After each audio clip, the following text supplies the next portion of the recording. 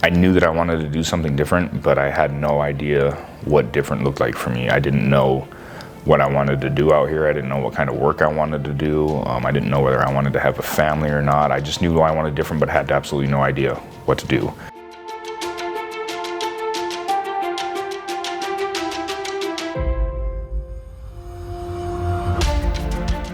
Yeah, I look like a little kid with my acne and all that going on. I'm trying to think of what I might have been thinking in that picture. I don't think that I was scared. That's one thing, because I went there on purpose. You know, I'd seen friends of mine that had went to prison before, and I think at that point I still had in my mind that I was there for a reason, that I was going to, I guess, so-called make something of myself in prison, you know what I mean? I was a very lost child at that time.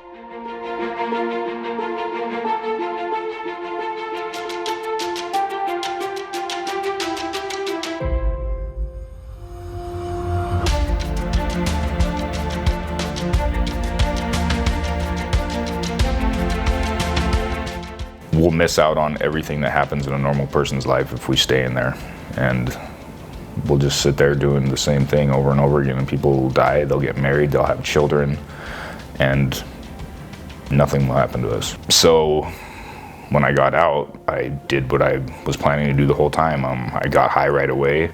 I committed my first felony within like 3 days of being out, and I was out for 45 days. And I got rearrested again on another felony.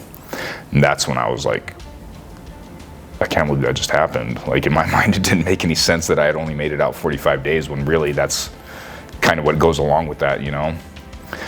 At that time, I felt like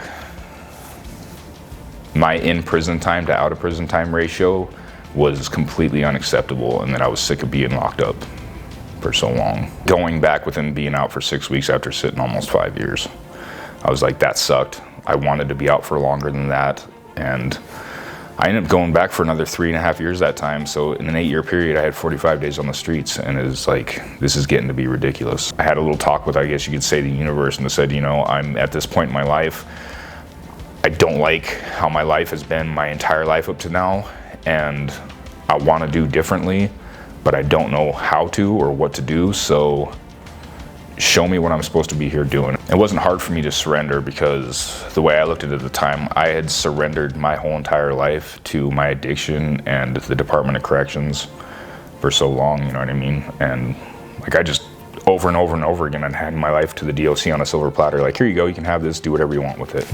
I'm not using it.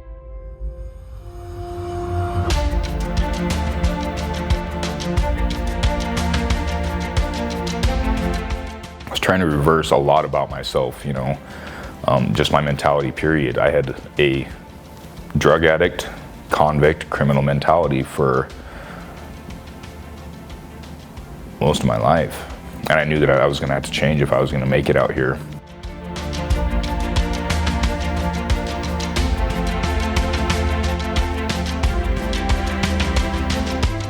Well, I think the joy that I feel now is like an internal joy, you know what I mean? A lot of people get their joy from, or any kind of happiness from, external things, you know what I mean? Like how much money they make, their new car they bought, their house that they're buying.